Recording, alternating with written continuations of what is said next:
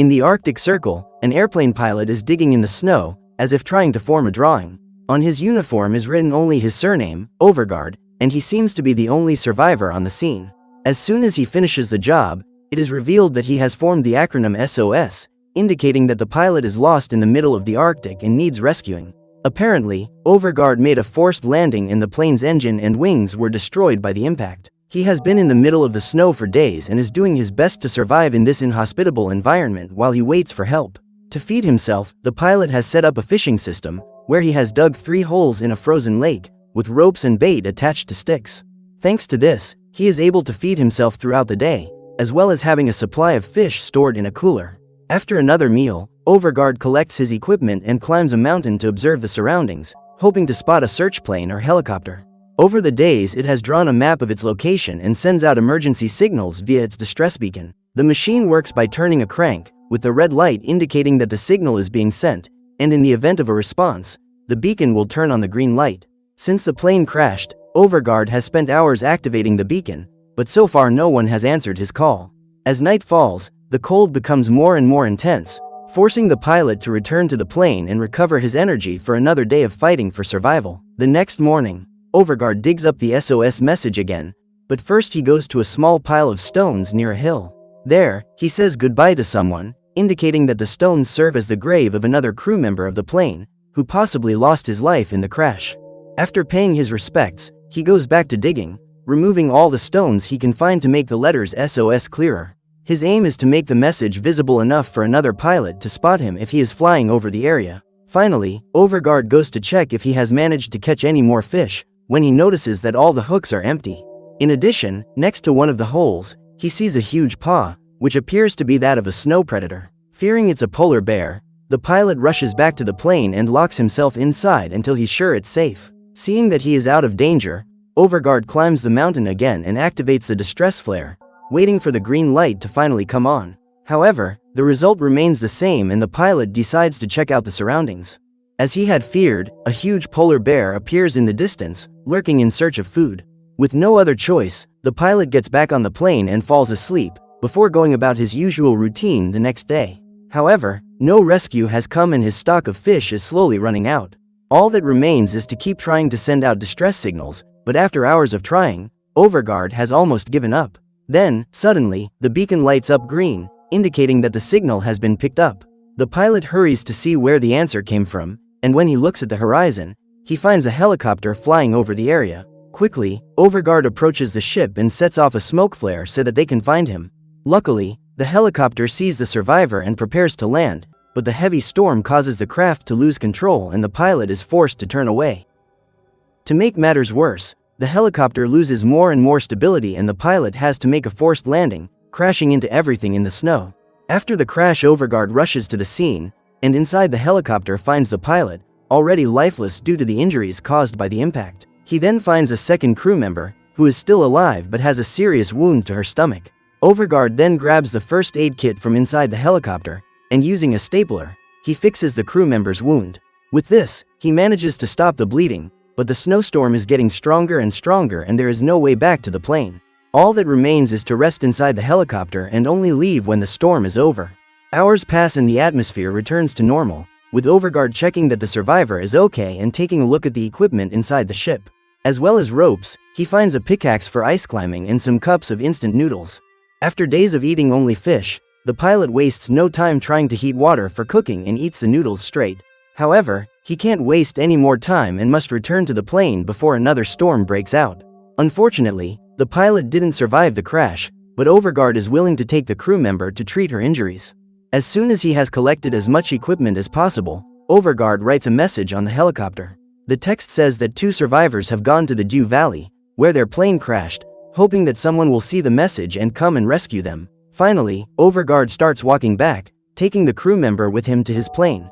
Once there, he asks her name, but the young woman doesn't understand his language very well and just says the word pilot to find out what happened to her companion in the helicopter. However, Overgaard tells her that the pilot hasn't survived and asks her to wait for him in the plane, as he's going to do another inspection of the helicopter.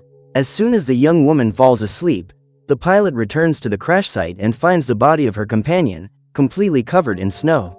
Just as he did before, Overguard buries it in the snow and places stones on top as a sign of respect. He then begins to check the inside of the helicopter and finds a map and a lighter, as well as a small gas tank and a stand, forming a kind of portable stove. At the same time, he sees a photo that thrills him and he keeps it in his jacket. The inspection continues, and luckily for him, Overguard finds a sled in the luggage compartment and uses it to carry the rest of the equipment. Once back on the plane, he places the photo he found on the helicopter next to the survivor. It is then revealed that the image was a family photo, indicating that she and the pilot were married and had a young child. The young woman, however, continues to sleep and Overguard applies some medicine to clean her wound. He then turns on the portable stove to warm up and takes a look at the map, showing more details of the region where they ended up. While making marks with a pen, Overguard notices that the wind is getting stronger and goes to check if any more fish have been caught. He's very happy when he pulls on the rope and notices that this time he's managed to catch a fish big enough to feed the 2 survivors. The guy then prepares a soup using the fish meat and instant noodles. Although it's not the best food in the world, it's a good enough meal to get them through another day. As soon as the soup is ready, he wakes the young woman up and gives her some food so that she can regain her energy. However, the loss of her husband has left her absolutely devoid of hunger and strength, but Overguard insists that she eat and assures her that everything will be fine. A few days pass and Overguard continues to send out calls via the distress beacon. However, as before, no response is received and he begins to wonder how he can save the young survivor. She seems to be getting worse, coughing constantly throughout the night. The next morning, Overguard continues to observe her, and suddenly, the survivor takes his hand as an act of thanks for everything he has done. This makes him even more motivated to find a way out of there and he takes another look at the map. The journey to the nearest village will take days of travel, but there is a shortcut through the mountains that they can use to get there more quickly. Deciding to take his chances in the middle of the Arctic, Overguard prepares more ropes and lures to catch fish, keeping as many as possible in reserve. He then gathers the equipment into the sled, together with the young survivor, who is still asleep. To protect her from the cold, the pilot puts her in a sleeping bag and writes one last message on his plane. It says that the 2 of them are heading south in search of the village and need help. Finally, Overguard ties a rope to the sled, rests it on his shoulders and starts pulling it, heading towards the huge ice desert. However, looking closely at the map, the man realizes that the path is actually to the north. So Overguard returns to the plane, corrects the message and heads north, walking through thick snow. After a long walk, he takes another look at the map and realizes that he is a long way from his destination. Even so, the pilot doesn't want to give up and gives the young woman some water to drink. More hours pass and the 2 survivors have completed the second part of the journey, but night is approaching. Because of this, Overguard starts digging in the snow, setting up a cave so that they can get some rest. He continues to feed and water the young girl, and the 2 of them fall asleep, hoping that no polar bears appear in the area. The day dawns once again and Overguard equips himself with more clothes and a mask, as another heavy storm is approaching. Along the way, he finds a piece of equipment covered in snow and hopes it belongs to a survivor. However, on taking a closer look, the pilot realizes that this was his equipment, left behind days ago when he tried to cross the Arctic alone. Inside a box, he found his old ID card, indicating that the pilot was part of the EEA. This is an experimental aircraft association where members build, restore and fly different types of aircraft. It is likely that Overguard ventured out in one of the experimental aircraft, but it was unable to withstand the Arctic weather conditions and crashed. However, it's no use complaining about it anymore and Overguard moves on, hoping to reach his destination as quickly as possible. The journey continues until the pilot comes across a huge mountain that wasn't on the map. Despite this obstacle, Overguard uses the pickaxe he took from the helicopter, climbs the mountain and finds a flat passage to the other side. He then pulls the equipment using a rope, after which he tries to do the same with the young survivor, pulling her along with the sled. However, doing so proves to be more difficult than he expected, and no matter how hard he pulls, the weight is too much for him to bear. As a result, the rope slips out of his hands and the sled begins to fall. In one last attempt, Overguard pulls it with all his might, but the sled ends up sliding to the bottom of the hill. Seeing that he won't be able to pull it to the top, the pilot is forced to leave this path behind and go around the mountain, taking a longer route.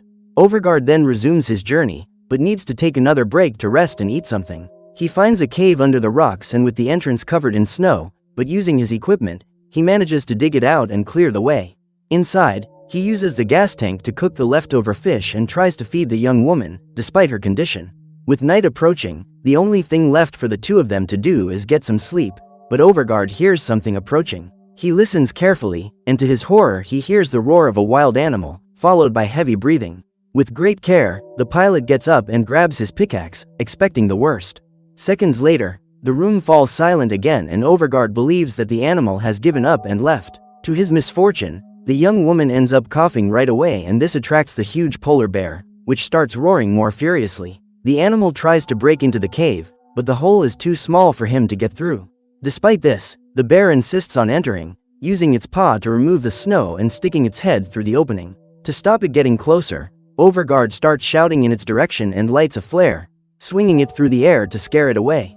His plan works and the bear is frightened by the fire, running away and leaving the 2 survivors in the cave. Despite his bravery, as soon as the predator leaves, Overgaard falls to the ground exhausted and panicked, trying to tell himself that everything will be all right.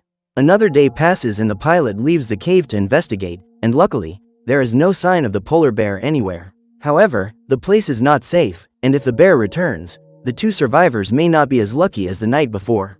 So, with the young woman on top of the sled, Overgaard continues to pull her, going a few more meters along the road that seems to have no end. To make matters worse, a heavy snowstorm begins to spread throughout the area, impairing the pilot's vision and forcing him to stop. This time, there is no cave nearby where he can take shelter, and continuing to walk will only make him more exhausted. The only solution is to get into the sleeping bag with the young woman and share the cramped space to keep warm. In the midst of this desperate situation, the hours pass slowly, until finally, everything returns to normal and the 2 survivors are covered by the snow. Overgaard then gets out of his sleeping bag and goes to check if his equipment has been damaged by the blizzard. Among them, the pilot finds his water bottle, but it's completely frozen. The solution is to use his own body temperature to melt the ice, so Overgaard puts the bottle inside his jacket. After that, the pilot prepares the sled for another long journey, until he reaches a track with very soft snow, making it difficult to move.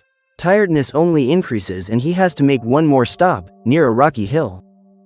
As soon as they have built a fire to warm themselves up, Overgaard asks the survivor to squeeze his hands so that they can generate mutual warmth and maintain blood flow. The young woman, however, remains unconscious and is breathing heavily, indicating that she is becoming increasingly ill.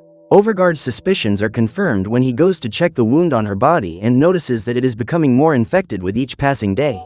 He also sees blood coming from her mouth and fears that the young woman doesn't have much longer to live. Although reluctant, Overgaard decides to leave her there and continue the journey alone, because he knows that under these conditions, the 2 of them would not be able to resist. So, taking only his equipment with him, the pilot tries to follow the route, when he sees a rock covered in flowers in the middle of the snow. Overgaard is surprised by this, but as he tries to get closer, the ground beneath him gives way and he falls into a hole. Minutes later, the pilot wakes up in a cave with his right leg stuck in a rock because of the temperature. Overgaard does his best to get it out, but the effort is futile and he can't move. After so much effort, it seems his destiny is to end up alone in the middle of the Arctic. However, Overgaard doesn't let this thought dominate his mind, and using what strength he has left, he does his best to break free. Despite the unbearable pain, he continues to pull, until his leg is freed from the snow, leaving him seriously injured. Now he has to crawl through the snow and rocks, but he soon finds a way out of the cave. Even though he has solved this problem, the pain of the injury only makes it more difficult and he can barely stand. He then returns to the place where he left the survivor and takes her family photo, so that he can give it to her son when he finds him. However, he is surprised to see that the young woman is still alive and she talks to him, feeling a little better. Overgaard soon regrets having thought of abandoning her for a moment, and cries in front of her, apologizing for what he did. Finally, the pilot says that everything will be fine, and pulls the sled on, willing to continue the journey despite his condition. Before resuming, he takes a look at the wound and it's even more serious than he thought. With no way of treating the wound, Overgaard improvises and puts ice over the cut, along with a cloth to stop the bleeding. Finally, he continues to pull the sled with the survivor, having to ignore the pain and fatigue to keep going. At one point, he gives the young woman the last drops of water, fills the bottle with snow and swallows a little to quench his unbearable thirst.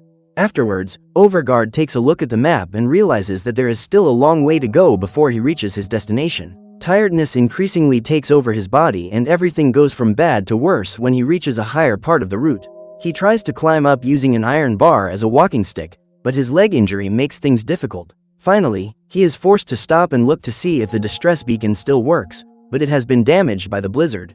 Without this resource, Overguard crawls to the top of the hill to see if he can find anything or anyone nearby.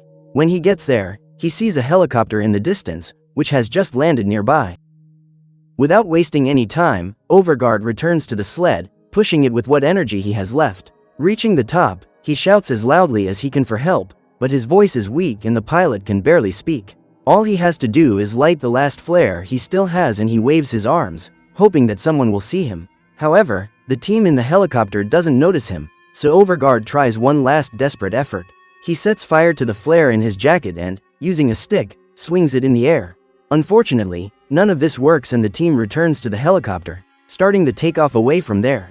All hope seems lost and Overguard lifts the young survivor up, begging the helicopter crew to see them. He only wishes that the group could save her, but the ship is already far away and any chance of survival seems to have been lost forever. Despite this, Overguard puts the young woman back on the sled and promises that he won't leave her alone. With the two of them lying on the snow, the pilot tells her and himself that everything will be fine, before falling asleep from exhaustion. When the two had lost consciousness, a strong wind began to stir up everything around them. Then the same helicopter lands right in front of them, indicating that the pair have finally been rescued. Even with all the adversities, Overguard overcame the limits of physical and mental effort before giving up. More than ensuring his own survival, the pilot managed to overcome the force of nature, because above all, he was fighting to protect someone. So what did you think of this movie? Leave it in the comments below. And if you liked the video, like and subscribe for more movie recaps. See you next time.